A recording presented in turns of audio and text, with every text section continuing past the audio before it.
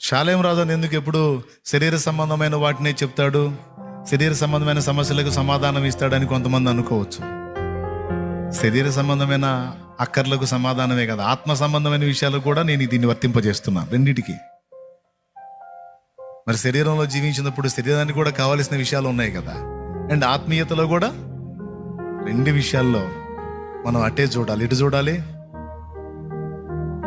చూడాల్సింది ఆయన, అనుకోవాల్సింది ఆయన, అనాల్సింది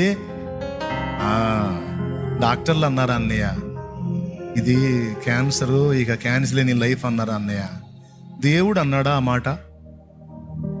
దేవుడు అన్నదాకా ఆగు, మరి ఇప్పుడే పెట్టెకి రెడీ అయితే అట్ట? అది నా బాధ.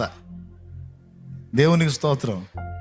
ఇప్పుడు దేవుడు అన్నదాకా ఆగాలిగా, ఆగరు కొంతమంది, అప్పుడే అప్పగింతలు అప్పు చెబుతూ ఉంటారు. ఇంక జాగ్రత్తగా చూసుకోండి. దేవుడు అన్నదాకా ఆగు. భౌతిక సమస్యలకైనా ఆత్మీయ సమస్యలకైనా పిల్ల అంత పెద్ద వయసు వస్తే ఇంకా